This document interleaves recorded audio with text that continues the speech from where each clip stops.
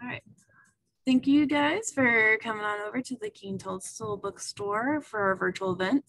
It's sponsoring Staveley and Jenn Lyons discussing their amazing books. If you have any questions, please don't hesitate to put them into the chat room, and that way we can relay it to the authors. Or if you have the ability to use a mic and ask them themselves, you could always wait to the end of the presentation when the questions will open up. All right, thank you.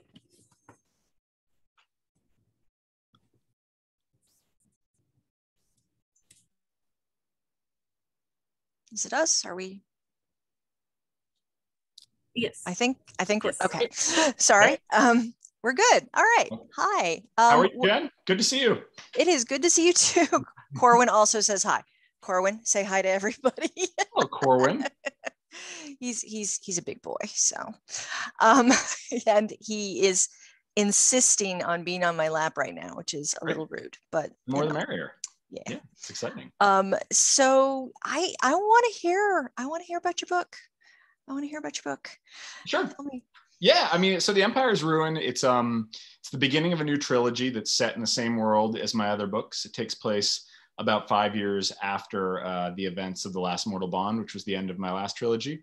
And it follows three different POV characters, a sort of a special forces soldier that will be familiar to fans from the first trilogy, and two new characters who are sort of related to characters and people from the original trilogy, but that readers haven't seen before. So there's a priest of the goddess of love, but who has a pretty dark past, and there's a former monk who has decided to use his monastic skills to go into a life of crime. So, you know, the plot lines start out very disparate and far apart, and then sort of converge as the book goes on. That sounds amazing. That sounds so good. I love monk using his skills for.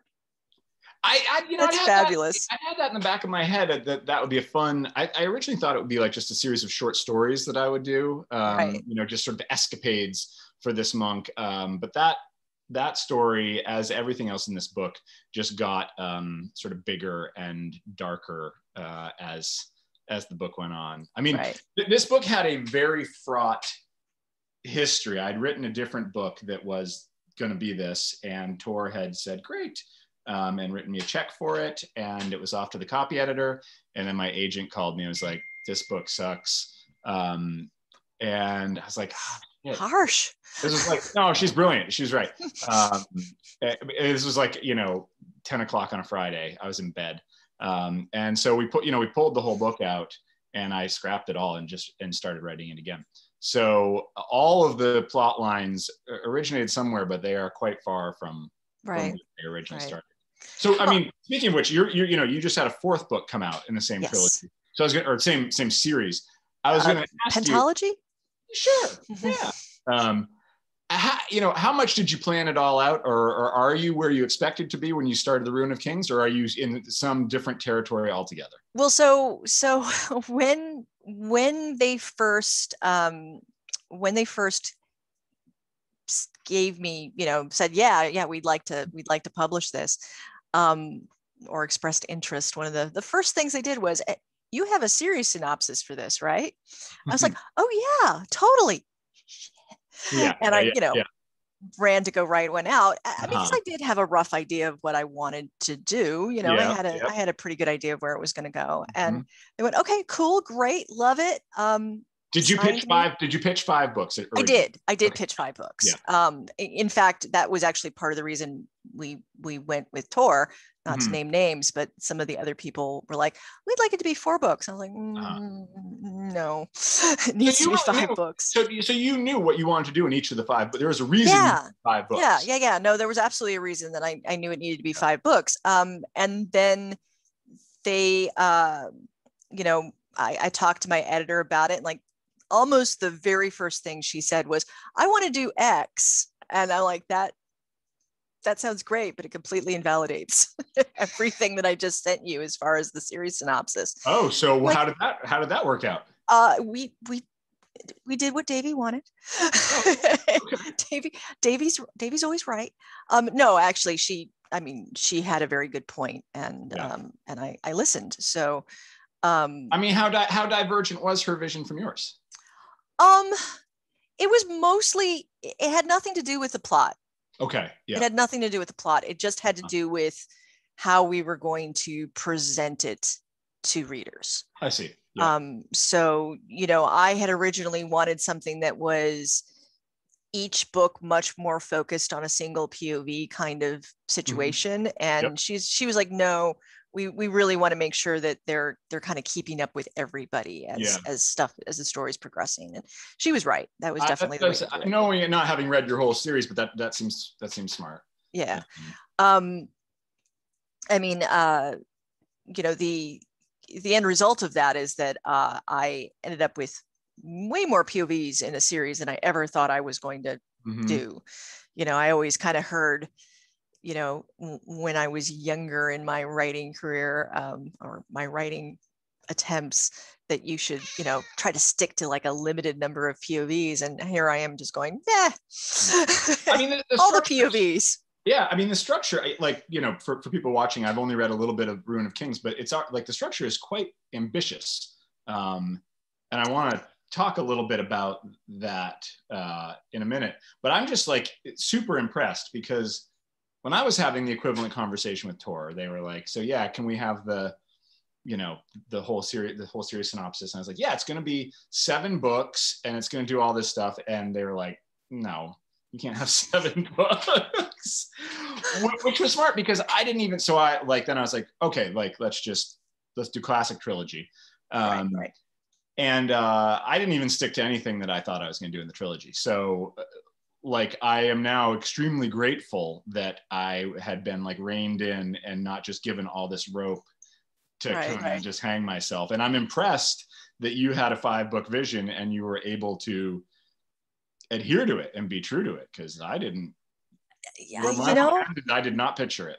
Yeah, no, and I was pretty pleased that, like, I always knew how the series was going to end, and it ended exactly the way I wanted it to. So so that made me very happy. But it was like, this is why it's 5 books. Here's why it needs to be 5 books. Yeah. And they listened to it and went, all right. Yeah, that sounds good. It must be such a, I mean, I'm sure you have your own problems and struggles with writing, but it seems so existentially reassuring. I mean, I've written the first book of a new trilogy. I don't know how it ends. I mean, I know that makes some readers shudder. But it was the same way with my first trilogy. I mean, I have ideas. I could tell you right now, well, I'm planning to do this, that, and the other thing, but I'm just not, at this point, 6 books in, I'm not optimistic that it'll end up that way, which is sort of terrifying on a weekly basis. Yeah, I mean, I can see, people always ask, the pantser or plotter thing. Sure, and I'm neither. I'm what I like to call a milestoner, meaning I just have the points I want to hit, and how I get to those points. Yeah. There's a lot of wiggle room there for how it's going to happen. So there's definitely been some things along the way that that I didn't plan for. Sure.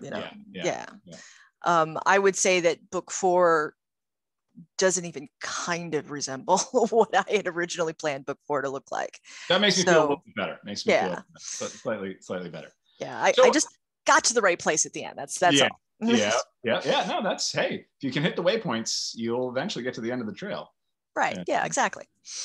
So talk to me about the decision to have this narrator who's including footnotes throughout the narrative. Does that persist throughout the series, or is that? It does. Yeah. Although it's not always the same person. Okay. So I originally wrote The Ruin of Kings as a linear story. Yep. And it starts with the main character being a kid, and it ends. Okay, interesting. Straight, yeah. And I hated it. Why? I just hated it. It was just I can't even describe it. It just wasn't working for me. Did you feel as though the beginning wasn't adequately hooky, or? Yeah, that was part of it. The beginning wasn't adequately hooky. It wasn't really clear where I was going with things. I mean, it's kind of like 70s, 80s fantasy. There's a lot of like the Belgariad and, you know, some of the Terry Brooks books. It really is sort of like, we're going to start when the main character's 5. Yeah. Purdain, you know, all that. That's a kind of I think of that as sort of a classic fantasy right move. No, absolutely. And so I had this idea. I came up with this framing device of the hero basically having this conversation with his jailer while he's waiting to be executed. Yeah, sure. Or in his case, sacrificed to a demon. And once I figured out who was compiling the story, because I knew I wanted it to be diegetic. I knew I wanted the book to exist within the world. Sure. Yeah.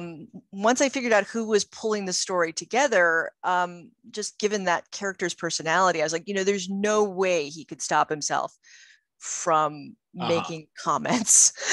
there's just he couldn't stop himself. And I was like, well, why not? Why not let him? You know, why not let him put the little totally. You know, I mean, do you see those footnotes as is like, I mean, obviously they can have multiple functions, but are they like primarily narrative or are they more expository? Like, are you using them to be like, I'm going to bring the reader up to speed on this a little bit? Sometimes it seems that way. Sometimes it is a refresher. I try as much as possible not to have the footnotes to be essential. Because there are certain, like the ebook format, depending on what the device is that you have them on. They're not always graceful with how they deal with footnotes. I've had people tell me that all of the footnotes for a chapter have been pushed to the end of the chapter. And I'm like, that's not how that's supposed to be. But depending on the reader they're using, that's not a thing that either I or Tor can control. Yeah, sure. So, you know, I try to keep the footnotes from being like the thing that if you didn't get, I don't want it to be like Akira, right? Where if you miss one single sentence that somebody says, you don't understand what's going on. So I didn't want it to be, if you missed a footnote, you don't understand what's going on. But I wanted it to be extra information. I wanted it to be extra world building. I wanted it to be, in some cases, a chance to take a breath. Because there's just a lot of stuff happening. So, you know, the ability to just kind of stop for a second and take a breath and then go back. Seemed like on a pacing level, it would be very helpful. Sure. And I think it's, people either love them or they hate them. Well, there's the thing that I am enjoying the most about them, honestly, is the narrative tension between the voice and the footnotes and some of the things that the characters are saying. You know, the characters will say, well, you know, we all know this, and the narrator's like, the hell we do, that's totally wrong. And you're just an uneducated rube. So and so for me as a reader, what that does is it creates, you know, it's a little mystery. It's a little mystery just tucked into the book. So instead of feeling like I'm getting my world building kind of fed to me, which is inevitable, you know, there's world building in any of our books. Absolutely. World building comes with a strong dose of like, but who's right? Like, I want to have this resolved, and that makes it a little bit jazzier, I think. I wanted the unreliable narration to be kind of on the tin, you know. I wanted it to be right there, that because it's always funny to me how often people don't realize characters lie. Characters lie. Characters are wrong. Characters are, you know, characters grew up thinking that the world is flat. You know, like just all this sort of stuff. So well, and you're juggling first and third person narration, which is another another ambitious thing structurally. I mean, you've got sort of all these different layers of narration going on. How'd you find that? How do you like working in first versus third? Well, I did that one because I wanted to just have a subliminal thing that was going to help the reader tell who was talking. Sure. You know, so because I was switching back and forth between these two narrative voices, I wanted a little extra oomph to let people know, okay, this is Kieran's narration versus this is Talon's narration. You know, some people caught it, some people didn't. You know, pretty much through the whole series, the only person what did they ever. What did they catch? Some people just don't just didn't they didn't even either notice the shift. Oh, I see. Yeah, sure. Yeah, sure. or they didn't realize that it was that Kieran always gets first person. Kieran always gets first person through the whole series. Kieran always gets first person. Okay, yeah. So, that is consistent. Sure. But yeah. Did you find one of them came more naturally to you, came easier than the other? No. I like a lot of writers, I've written previous books prior to this, my big break. Yeah. And some of those were third person, some of those were first. It just kind of depended on what the subject was and what I felt the book needed. Yeah. I think each style has its merits. So. Sure. Yeah. I mean, so my first trilogy was written in third, but then I wrote a standalone in first person. And unlike you, I had not had the advantage of writing other books. So I was felt like I was figuring it all out as I went along. But one of the unanticipated challenges for me in writing in first person, well, two that were most interesting to me. One was the psychic and cognitive dissonance between the narrator telling the tale and the character who's in the tale. Right. So I hadn't anticipated that I would need to know in my own head how far distant the speaker is from the events described. Because if the speaker's telling you the next day, hey, listen to the shit that happened to me yesterday, it was crazy. Right. There's very little daylight between those. But my speaker's talking from a remove of about 15 years. Right. So it was a delight once I realized that this was one of the opportunities of the first person form to play those voices, to have this polyphony between the two voices and, these two different registers. Right. Yeah. No, also, absolutely. Yeah. To your point about the book existing in the world, like that's almost a demand on you if you're going to write first person, is you need to know, like, who are they telling the story to? Yeah. Is it a memoir? Is it, what is happening that, and people sometimes get tripped up because they're, stop, baby, stop. People sometimes get tripped up because they think that the first person narration is a spoiler, right? That it means the character in theory is still alive. And I'm like, yeah, that depends on some variables. Yeah, and unless you've seen American Beauty, and then you know that. Yeah, it's not to be assumed that means the character survives. Well, you have a very neat mechanic that's introduced early on that makes it, the little stone. Yeah. You have a tape recorder. And so, everything in your book is presented up front. This is a tape recorded record of a conversation between two people in a certain place that is then being presented to us by a later, I guess, historian. Sort of, yeah.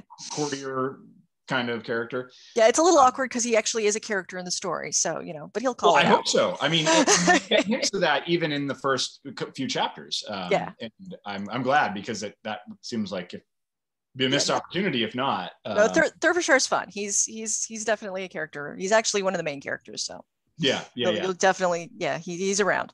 Very cool. But and then in later books, honestly, one of the people who works for the bad guy kind of does okay, fine, in a bout of academic,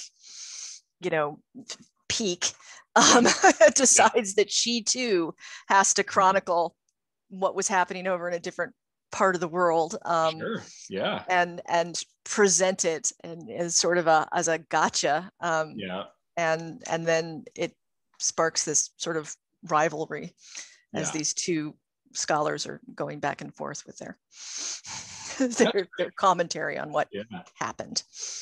But we're talking too much about my books. We're talking about too much about my books. I had all these. I mean, I was just reading today, and I was like, I got a lot of questions. I got a lot of things I want to ask. It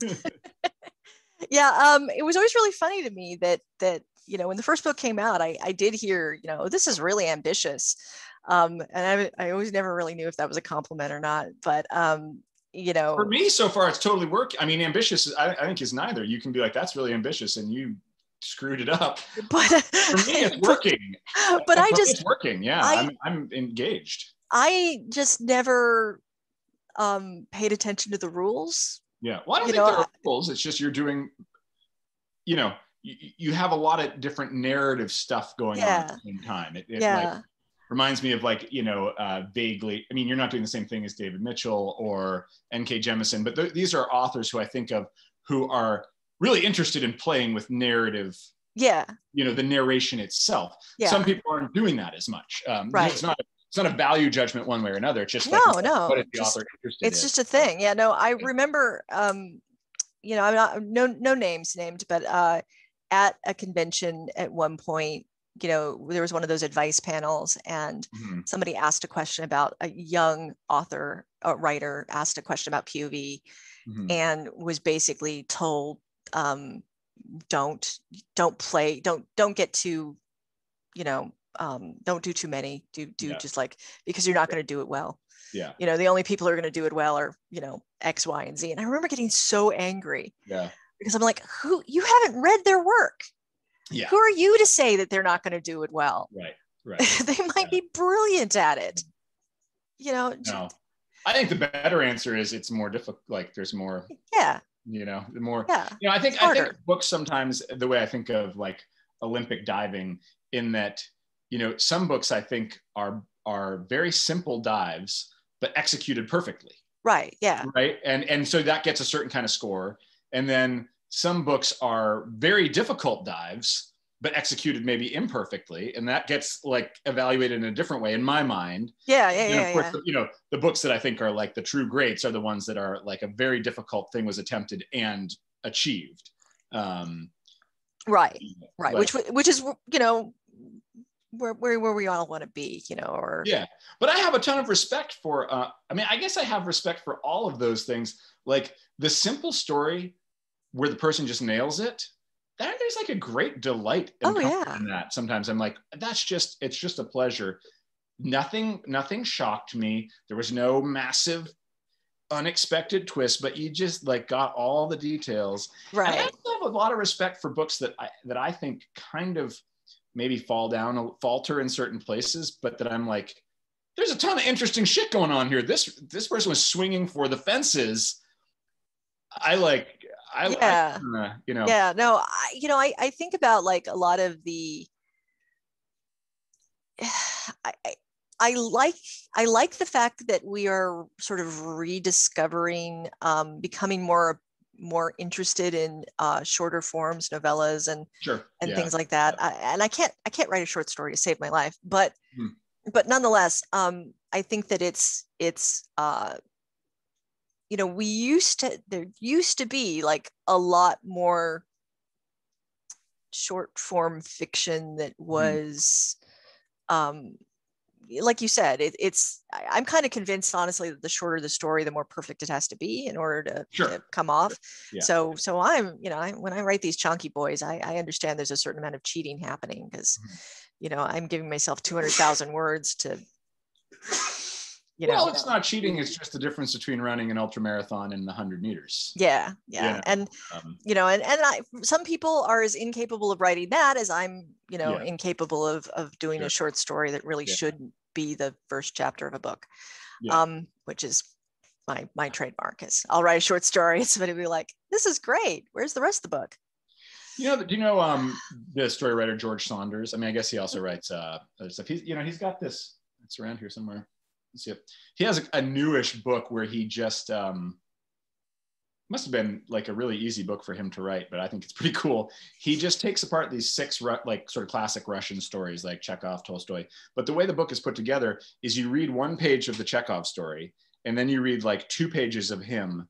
It's clearly he's just delivering to you the course that he does at Syracuse or wherever. Right. But it's great because he just forces you. And I do this exercise. I've done this exercise when I talk creative writing. I do it with myself sometimes, but it's just kind of fun to have somebody lead you through it. And he just forces you. He's like, so what is in your brain now? You've read 1 page of the story. What images do you have? What are you curious about? Like, and it's just very basic sort of creative writing 101, but I am loving it. I just find it like such a delightful tour of these stories. That sounds really interesting. Yeah. It's called I think it's called A Swim in a Pond in the Rain. Okay. Just like I'm digging it, and I, you know, finding little things to pick out here and there, and a couple of stories I hadn't read. So Well, I always really enjoy like really good writing exercises that make you think about the process and make you think about why you're making the choices that you do. I mean, like that's the only rule. Somebody, and I don't, I'm doing a disservice because I don't remember who first said it. Just that it was somebody on Twitter, but it's the one writing rule I've ever heard that I absolutely 100% endorse, and that is do it with intention. Mm-hmm. Whatever it is, do it because you meant to do it. Don't do it accidentally. And that's the thing. Like, I'm not going to tell anybody that they can't do X. No, just whatever it is that you do it because you meant to. Yeah, have a reason for it. Yeah, absolutely. Yeah. So. I was having a conversation with Christopher Buhlman a couple nights ago with a different bookshop, and somebody wrote in the chat room there, like, how do you handle those situations where like the characters are in one place, but then there's like kind of some boring stuff that you need to write to get them to another place? And he was like, don't skip it. Stuff. Yeah, you're like, no, don't put in the boring stuff. Why would you write boring stuff? Yeah. Just go. But I still and we traveled a week in the mountains and arrived exactly, and then arrived weary but satisfied in the port city. Right. Yeah. But I still sometimes find myself writing those scenes, and then I'm like, no. Yeah, well, no, I think it's very natural, honestly, to think that you have to chronicle, like every moment in the day of the life of. Yeah. Well, and I think there's also, the pacing of a big novel that covers months or years can be tricky in that sometimes you need to really slow down and you need to have 8 chapters that span 2 days. Yeah. Right. Yeah. But then maybe in the next 2 chapters, you're spanning 2 months. Right. Or 4 years. 4 years. Yeah. And so I find that often when I start to make that mistake is when I'm shifting speeds, and I grind the gears a little bit because I'm like, no, I've been doing a certain kind of narration, which is crafted in a certain way. And now I'm like, need to switch and just like, it's like switching tempo in a piece of music or something. It's just, a reminder that, that needs to, we're doing a different thing now. Right. Yeah. I spent a long time in horse racing, weirdly enough. So switching leads on a horse is how I always describe it, but same idea. No, absolutely. In fact, like book 5, I think the entirety of book 5 takes place over 3 days. Yep. Start to finish, 200,000 words. So, it just. I mean, I think that's a common progression. I think, as you near the climax of a book or a series, time gets spread out because you're getting into the days where every single thing counts. Yeah. You're no longer moving the chess pieces hither and yon, but they're all, the first 2 books took place over 4 years. Okay. The third book took place over like a month. The 4th book takes place over like a week. It just gets but I think that's very effective pacing. I mean, I feel like I have, sometimes caught myself when I feel as though my pacing isn't working. I'll sometimes get into this like more dilatory pacing where things are getting slower. And that's often a sign to me that like, that can happen. There can be this constriction, ebb and flow. But if that's happening in the final quarter of a book, I'm like, something is off here. Yeah. Like, this is not how this should feel. Yeah. I feel like if you've set up the dominoes correctly, then at the last part of it, there should be nothing happening, but just. Yeah. They're just falling. Boom. Just falling. And I mean, there's definitely been there's times where you have to kind of stop and take a breath, and then, there's a bit in book 4. I'm not going to get into detail because spoilers, obviously, there's a bit in book 4 towards the end where, I have a climax and then go, and now for the next one, because, there was like, I actually tried to end it at the end of the first one, and my editor's like, no, that's silly. You got to go back and do there's a thing back there you have to deal with. I'm like, oh yeah, I guess I do, don't I? At the end of The Empire's Ruin, there are, I told there's these 3 different plot lines, and they converge, but they each are still separate at this point. So each of them needs a climax. And it was interesting, right? So the chapters fall, boom, boom, boom, 1, 2, 3, but they're separate. And so figuring out the order in which to put those chapters and how to have them thematically linked, even though they're not explicitly narratively linked, was kind of a cool, I kept playing with it. I was like, well, what if this one goes first? And then, some of the emotional resonance here, some of the emotional content vibrates into the new chapter, and that didn't work. And, so it was not just, it was a matter of ordering them, but also rewriting them and editing them in a way that they, that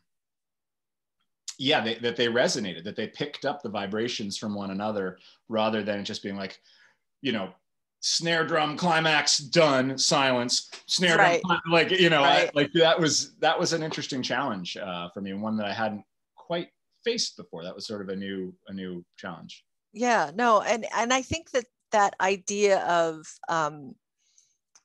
having different plot lines that affect each other, that do carry a thematic thread, even if they're not like directly, is fun. I mean, it's just absolutely, it's fun to write that. It's fun to it's fun to set that up. I'm always amazed, because I write my plot lines, if I'm writing Gwenna, I just sit down and write Gwenna, and then I write Akil, and I write them separately. And then near the end of the process, I compile them all, and I'm like, all right, what the hell do I have here? Like, how does this all even fit together? And there's all of these just amazing moments of serendipity where, these 2 chapters kind of fall together just because that's where they fall in the chronology. And I'm like, holy shit. Like these characters are dealing with the similar kind of thing at the same time. And then, as you go through and you smooth and you edit, you can cultivate and develop some of those. These happy accidents are great, aren't they? Absolutely. And like, I've come to almost trust it with every book now, because it just always happens. There was a bit in the 3rd book, where as I was writing it and I was laying it out and I was, going through stuff, I realized that that 2 of the different storylines kept being at the same place at the same time. They just, because of the timeline, I was like, these 2 groups are in the same place. And their stories don't necessarily, but then I was like, well, wait, so this could be fun. Why am I? And so I leaned into it and like had them, and they're not friends. So that made it even more fun, was that you had these groups of enemies coming together and going, okay, we don't like each other, but I need to do a thing and you need to do a thing, and we could help each other do the thing. That's cool. So that was, and that wasn't planned. That was just, oh crap, everybody's in the same area, and there's no reason they wouldn't meet each other. Did you find that you had, out of the 5, was there a hardest book to write? Like, what was it hardest for you to get started? Book 4. Book 4. Okay. Book 4 was absolutely the hardest, and it was the hardest because tell me. It was the hardest because Book 4 is the most of a character dive. So in almost in all the other books, there's a lot of stuff happening. And some of that stuff is extremely traumatic and violent and horrible. And then Book 4 is basically where somebody grabs a bunch of people and goes, okay, before we go off to rush Mount Doom, we're all going to sit and deal with our trauma. We're going to have therapy, forced therapy. You're all going to talk about this shit. And that was tough. That was really, really tough. In part because it was a lot of examination of trauma. So that was emotionally draining to write. I was doing it in the middle of the pandemic. So talk about serendipity. Here I was talking about a group of people trapped inside a location they couldn't leave, while I was trapped inside a location. I couldn't leave. Yeah. And even though, as I said off camera earlier, I'm a total hermit, and it really didn't impact my lifestyle at all, it was still psychologically a hammer to the head. Oh, sure. Yeah. To be forced into a situation where you there's just like this weight, this pressure. Yeah, exactly. So all of that made it a very difficult book to write. It wasn't my normal style. I wasn't. I had huge insecurities because I honestly didn't know if people would like it. Yeah. It's like here I am suddenly doing this deep dive into everybody's thoughts and feelings. Yeah. Is that going to fly amongst people who are going, yeah, but where are the dragons? Yeah. Yep. So, I had almost the same experience writing The Empire's Ruin. One of the three main characters, probably the most important in terms of screen time, she like fucks up badly in the very first chapter and gets a whole bunch of people killed. Right. And like the rest of the book is her dealing with that. I mean, it's great. It's great from a story perspective. It's great from but I didn't want to have it be one of those things like she just, because like she's a character from the earlier books where she's just gets on with the mission and pushes stuff down. And I was like, this is the time she's not going to be able to. This is the time there's going to be like emotional and psychic consequences. But I was like, oh shit, those emotional and psychic consequences aren't necessarily congruent with a rollicking quest novel to the ends of the earth. Right. But I was like, I'm putting them together, but I don't know. And like you, I was like, I don't know if people are going to want to read this shit. I mean, so far the response has been great, which is a massive relief. But it is definitely a departure. I was writing these scenes where she's just in her cabin on a ship on a long journey and like just doesn't want to leave her cabin. Right. It's like, just is this going to be a But that's thing? So good. It's so good because I mean, I mean, obviously you don't write in this genre if you don't love fantasy. Sure. Just blank assumption, but I think it's a fair one. Yes. But so many of these stories, I feel like we're getting better, but definitely from the old days. So many of these stories, you have the hero go through this incredibly traumatic thing. Yeah.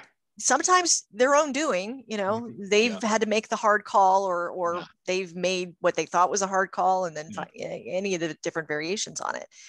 And then they just get back on the horse and keep going. Yeah. The end, right, gosh, I'm sure sad about my comrades in arms, but all right, got the job done. Right. I mean, we never see. I understand this is space fantasy, not planet side, but we never see Luke Skywalker go into therapy because at some point in time he's going to realize he's responsible for the deaths of how many thousands of people on board that Death Star. Right. We never see him having to deal with the nightmares. From that. It almost seemed like the new trilogy was going to gesture towards that, and it did. I mean, it did gesture towards it, but I don't know. I felt like the new trilogy was sort of so incoherent from movie to movie. Yeah, that's the deal. Like, it would have been cool. I was excited. I was like, that could be really neat.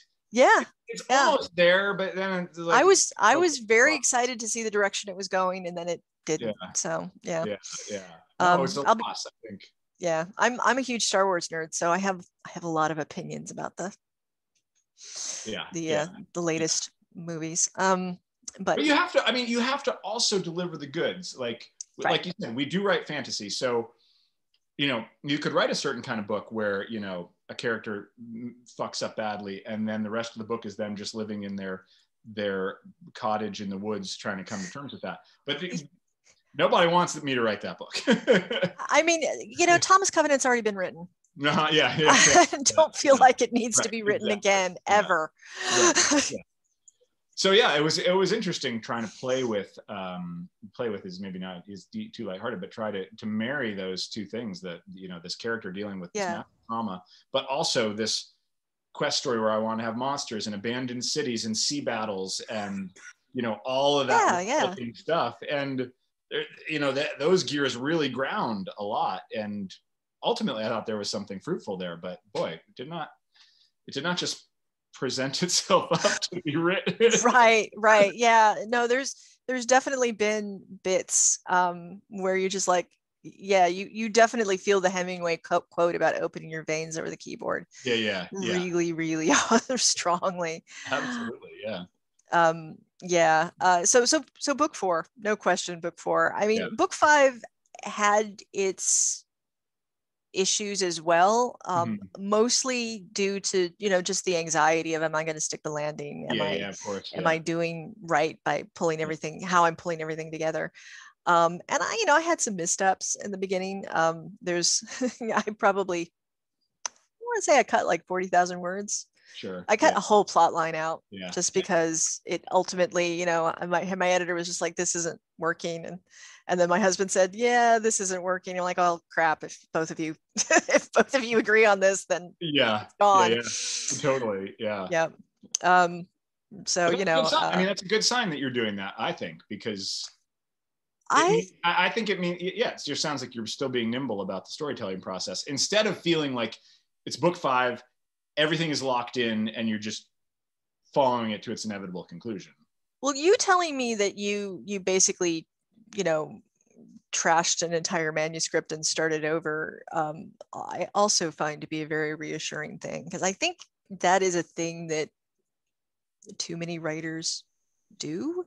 You get very locked into, this is a thing I spent. It's like sunk cost fallacy for writing. Yes. Yeah. I've spent all this time and energy writing this story or this part of the story. Yeah. My God, I'm going to make it work. I'm going to hammer it in there. Yeah. Hammer and tongs. And sometimes it won't. And you just have to understand that you want, it's what's best for the story, not, your attachment to, I hate that whole thing about kill your darlings, because I think that people misunderstand that. But I think interpreted the best way I can interpret it, it's that. It's Agreed. Don't be afraid to cut the things that need to be cut. Yeah. Well, and I feel like the process of writing a book is sort of like the process of building your own prison, in that, you start out, you could do anything. You could do anything, literally anything. And then you put in one bar, right? And you hope in the end that your prison is like a comfortable place to live that you're proud of and that looks beautiful. But like every bit of work you do is foreclosing other decisions and fucking up other possibilities. And like, it sucks to have to just rip out a whole stairwell or like a load-bearing wall. And you're like, well, now what? Now I've got the whole third story that's just hovering there. Where am I going to put the kitchen now?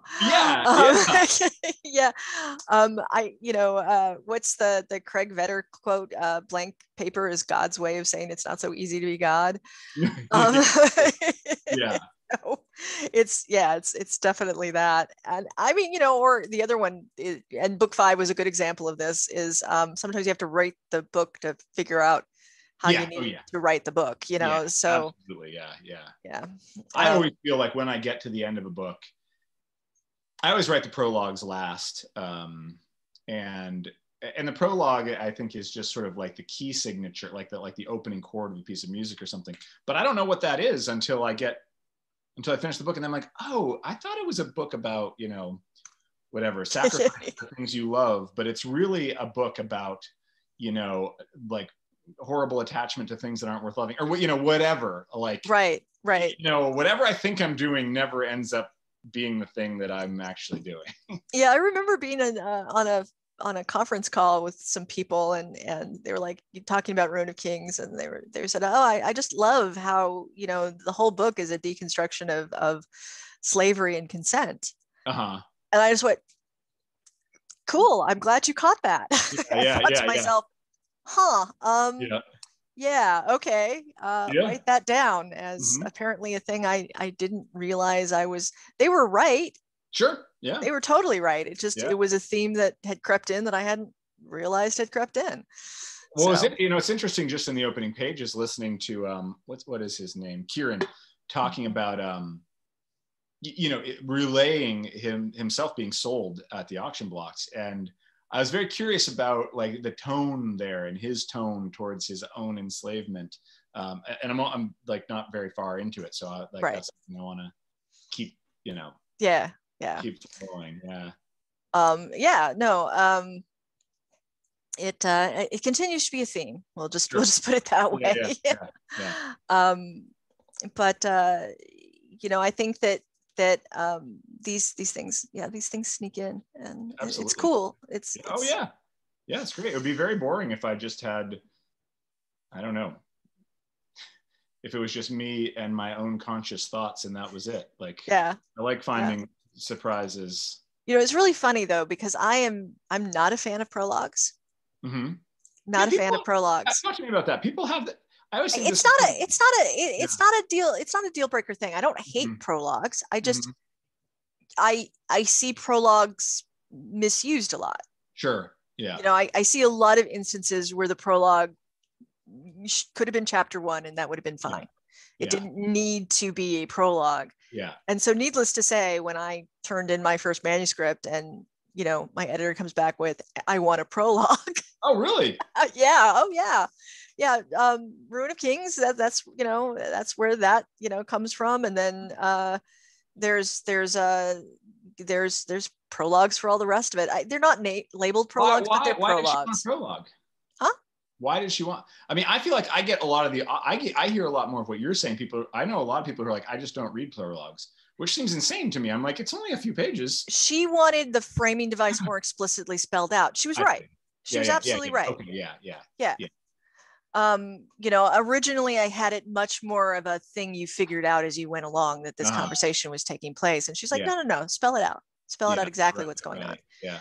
So like you said, the rules are presented very early on, and that's what the prologue accomplishes. Absolutely. Yeah. No, it's it's very short. It's like 1 page, right? Like 3, I think, but it's very short. Yeah. It's like, no, I'm always, there's also a bunch of people who don't like maps, which there's all these things that, but my agent, actually, she's a brilliant agent. She only has one flaw. And one of her flaws is she never looks at my maps. And there's a lot of maps now. Like, I joke that eventually I'm just going to start publishing atlases because the number of maps is going to eclipse the number of written pages. I know, I've seen a guy who does that. It's hilarious. Like a writer who does that? Yeah. I don't know if he's actually like traditionally even published yet, but he's done this. He's got this ongoing atlas of his fantasy world, and it's an atlas. Yeah. It's to that level of detail. Right. It's amazing. I mean, just as an art piece, it's amazing. I feel like every book that I do, I should get one more map out of Tor. And so far, so good. And then I tell them, I'm like, I want all those maps in the beginning. Right. Yeah, Tor, the action isn't happening there. Tor probably was very, very pleased because I draw all my own stuff. Oh, okay, yeah. So they were just like, and we need a map from you for this. Tell me, okay, so in a couple minutes I need to go get my son, but I'm curious about the mapping question, because I feel like there is a mistake that I made, that almost a very, very, very common mistake, which is this. You write a world that you feel like is the correct size of the sandbox that you need to play in, right? And usually what that means, unless you have fast travel of some sort, that people need to be able to move around within it without taking fucking years.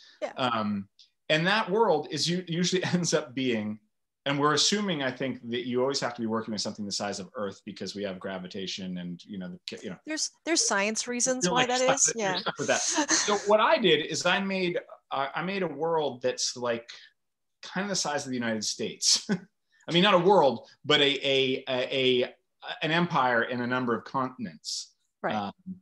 Or sort of the size of like China with a little bit of Siberia. Okay.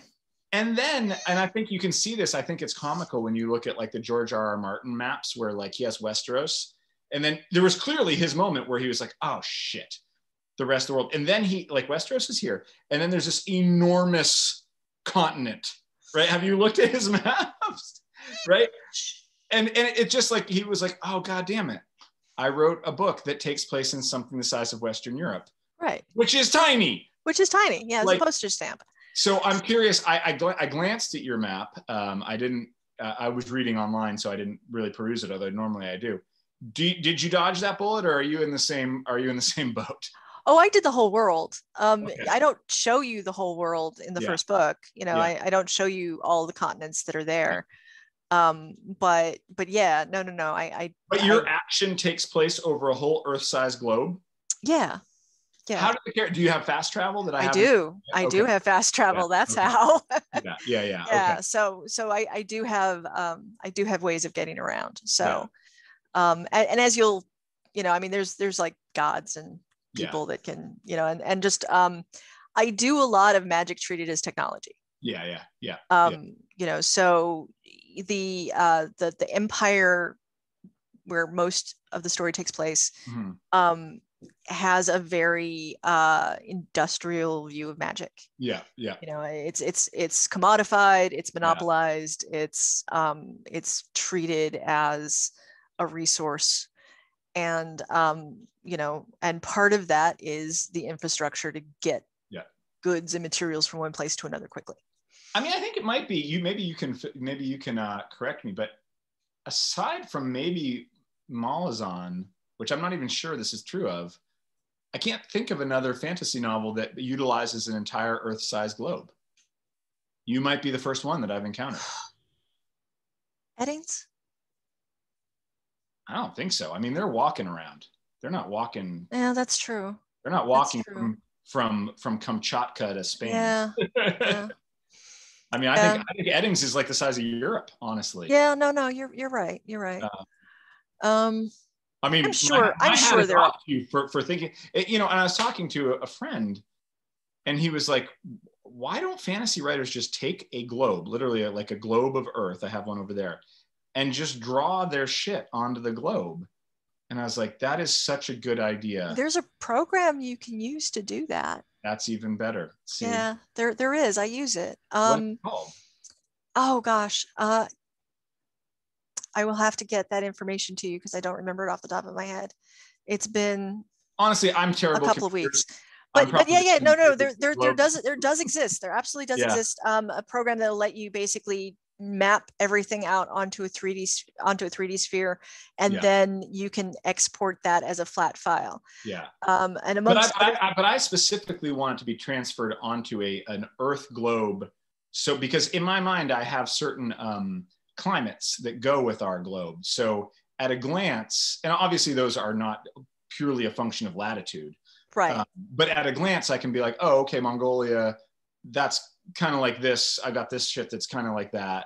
Like, well, that gets complicated because that is an interaction of wind patterns and currents and I am the nerd that figures all that out. So, but as a starting point, it's way better than what my starting point was. Yeah. But like, there's a reason that you get tornadoes in Kansas and not in China. So, you know, and rain shadows and all of that kind of stuff. Yeah. Right. I actually joke about this a fair amount that if you really, really want, you know, kids to learn a lot, way too much about geology and climate and all, just convince them that they want to try their hand at world building and the science side of world building, and they'll learn it all really quick. Yeah, absolutely. No, well, I mean, like I said, my hat is off to you because I don't think I've encountered another fantasy novel that uses the whole globe. Super cool. It didn't even occur to me that would be weird. It's just like, of course that's what you would do. I mean, but I'm sure there's one out now that I've said that. I'm sure there's one out. Yeah, there has to be. But they're certainly not common. I guess they're not, and part of that is because I started with the map.